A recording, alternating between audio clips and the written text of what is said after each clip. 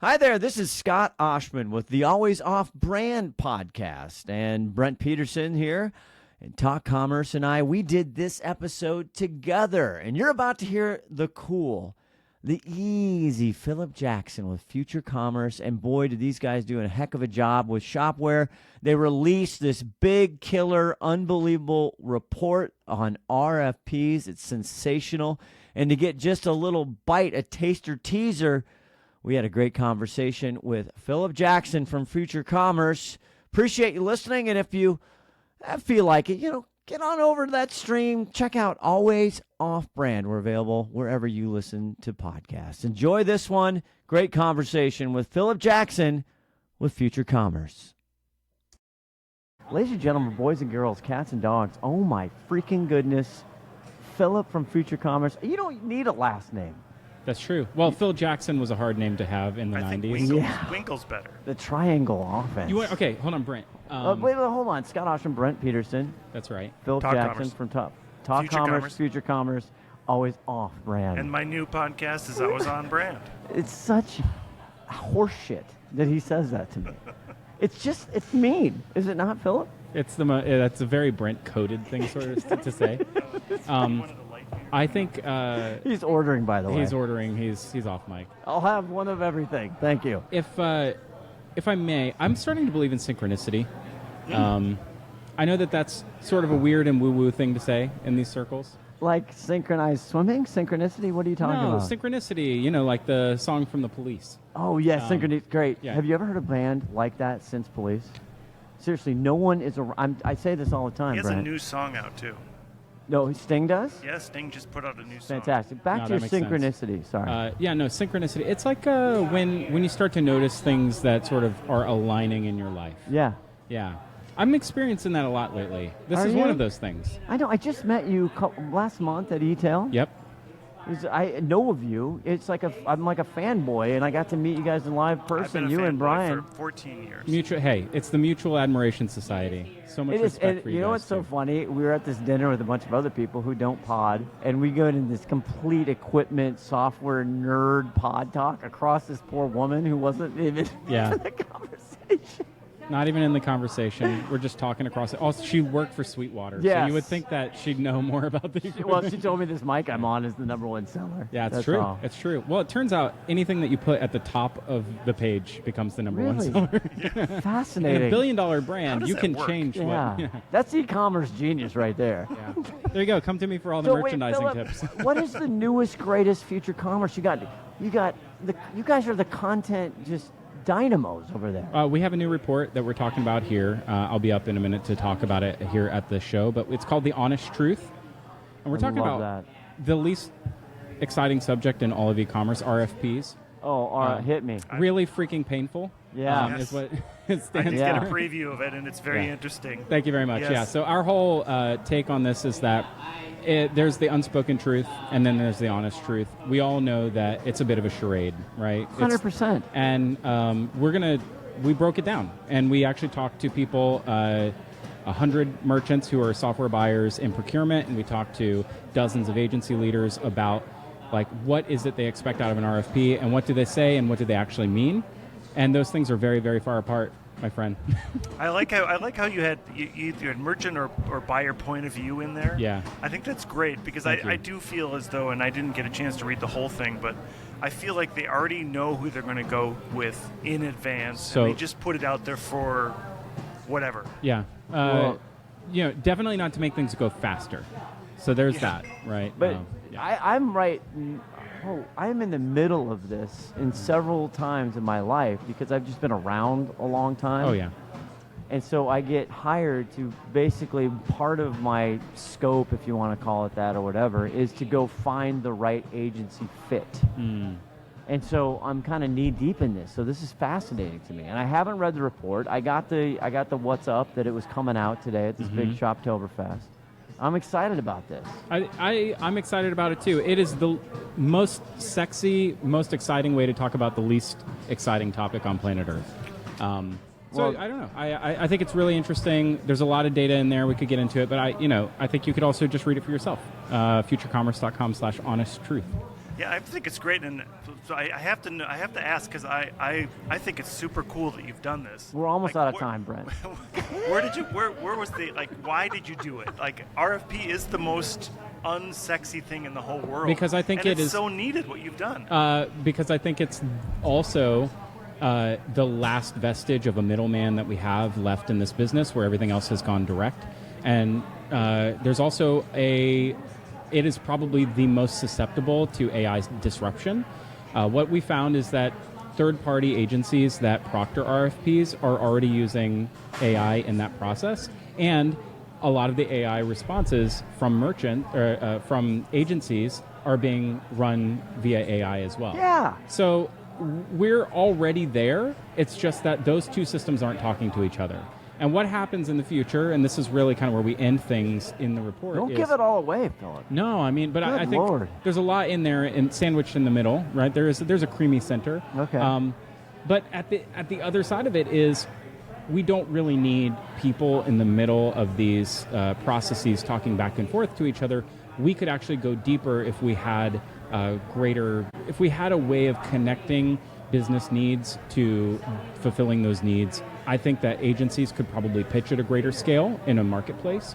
I think that software companies could find more customers through agencies if this were more automated. So we kind of theorize where that's going to go. Yeah, and I've already been pitched for RFPs for my company. Yeah, to do content. AI. How come I haven't mentioned that like 7 times Because already? this is sponsored by Shopware. Brought to you by I've already been pitched by AI companies that are sending you RFPs that they are going to then do the RFP for you with their AI and send it off to get more business. This is so obnoxious.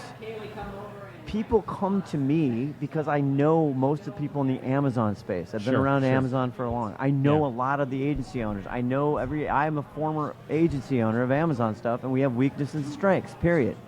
And what I'm trying to do is, my goal is to put the agency and the manufacturer, brand, whatever, and so it's a happy.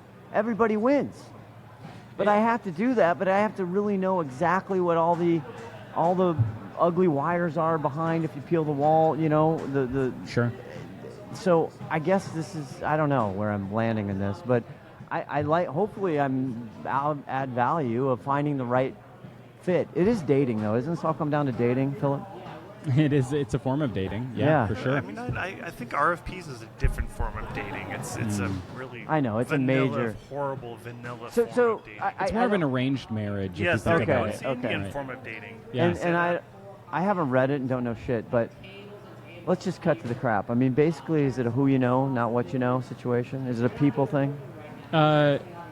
Well, I could give you the data points. The gist is that nobody trusts anybody in the process. Boom. And so if it is who you know, then, I was talking to Jason earlier, and he's like, you shouldn't trust any agency partner that doesn't have multiple horses in the barn, right? Like you need someone who can give you good advice, not based solely on pre-existing relationships. Yeah. But I think that there's also a potential future where the capabilities of developing for multiple platforms is also becoming easier because software is making that more efficient. And you can say AI, you can say it's not AI. So I don't know. I think I'm trying to capture this particular moment in time. I think it's fantastic. Yeah. Well needed. Anyway, enough about that. No, it's okay. Anything else on Future Commerce we need to plug, promote? Always. Pump? Well, we have a summit coming up in Los Angeles. Ooh. October 10th. Thank you. Wow. Gosh, you're so on top of that, Brent. That's scary. And I'd love for people to come. But let me give you a 2-second thing about it. You can get more than 2. We'll give you 27 seconds. Yeah, so we're talking about the how pop culture has become participatory. 100%. And so the future of entertainment is actually the future of commerce. These things are coming closer together. And we have some rad folks. Yes. I forgot that you have this stuff. That's the greatest thing ever. Oh my gosh, I'm gonna have you play me on. Yeah. Long story short, the folks who create all of the AI documentary film footage for Sora, which is OpenAI's video project, is a film production company called Shy Kids. Shy Kids will be coming and talking about the future of content creation. So hip. And we've got some really If I could be a quarter as hip as you and Brian in Future Commerce. Yeah. Grimes' manager, Elon's ex-wife, Grimes' manager is coming to come talk to us a little bit about stuff. Head of UTA's Fine Arts Division. I read that in your thing. Yeah. That is big time. It's cool. Well, it is not true. Big time. No, it is big time. But the point is so captivating to me because I'm a big sports guy, and it's the same thing. All of a sudden, celebrity has harnessed brand. I mean, my daughter, my 24-hour, she's obsessed with the Kardashians. I've watched all this stuff, and say what you want, okay? I'm not judging or whatever. Those women have done a hell of a job of turning celebrity into massive, massive revenue. Unbelievable. So and they're deft business people. You have to give it to them. But this flip of control and leverage, we talk about creators and content creators now having the leverage. It's the same thing. Sports celebrity in the United States or all around the world now have leverage. They run the table. They don't need agents. They don't need distributors and all these other facets. They actually can control the brand and get in ownership. We, on the way over here, I needed to get batteries. Yeah, hit the Yes! There you go. No. That's some applause for you. I love that. I'll take it. Okay, so you need to get batteries. Had to get batteries. Let's not talk about the inflation of batteries. 6 AAA batteries, $24 at Target in New York City. We are in New York City. Yeah, and then I went to Target, which is the dumbest thing you could possibly do. But so I'm at Target. I'm going to buy these batteries.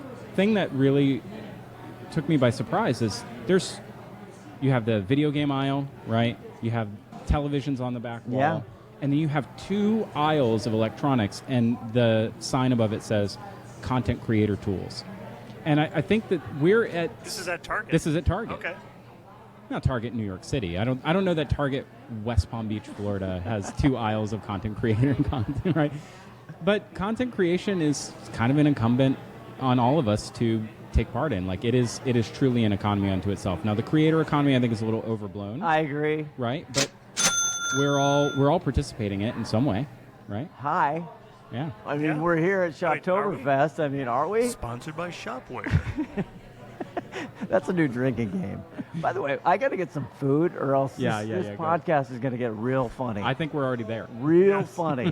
I'm a lightweight by nature. Love it. Phillip? I appreciate you giving me a moment on the mic. Good to see you, Brent. Love you. I can't explain this. I mean, Brent's got the video going, but you people, this is like Radio Road against Podcast Row. I am so thrilled with this setup. Thank you to Jason, the president. Isn't he the president? See, what's his title? President GM of America. GM of America. America's GM now. Yeah. Scott is incredibly good at accents, by the way. Yeah. He does Phillip has been to Fargo. He's been all over. Yeah. I've been everywhere, man. I think they're actually calling me. I'm gonna go Phillip, check on it. Love fantastic. You guys. We'll talk to you later. Thank you. Future Commerce. Future Phillip Commerce. Jackson If you're not Future Commerce. If you're not listening, reading, listening, I don't know what else. I haven't eaten since 8 a.m. either. I had this bar from the Delta Sky Lounge. How about that Phillip Jackson, though? Can we do a little wrap-up here? Yes, let's do it. Those guys have created, I think, really, in our space, a true media company. Yes, in the show notes, we'll put his report. The show nuts? Show notes. It's getting worse. Bye-bye. This is Brent from Talk Commerce, and I want to introduce you to the future of e-commerce, Shopware.com. Shopware isn't just keeping up with the times, they're defining them. As one of the first platforms to integrate AI into the core, Shopware now offers dozens of AI-powered features to supercharge your success. But that's not all. Shopware is pioneering the next frontier of online shopping, spatial commerce. Imagine allowing your customers to interact with your products in 3D or use augmented reality to see how items look in their own space. This isn't science fiction, it's happening right now with Shopware. We're talking about 3D product visualization, virtual showrooms, and immersive shopping experiences that blur the line between digital and physical. The results? Increased customer engagement, fewer returns, and a competitive edge that puts you light years ahead. Shopware is seeing up to a 200% increase in customer engagement, and a 70% fewer returns rate with these technologies. Whether you're in B2B or B2C, Shopware's spatial commerce features are a game changer. From streamlining complex product sales to creating innovative metaverse business models, the possibilities are endless. Don't let your e-commerce strategy get left behind. Step into the future with Shopware.com. Visit shopware.com today and discover how AI and spatial commerce can transform your business. Talk Commerce is a production of Content Basis, LLC. For more creative content, go to contentbasis.io.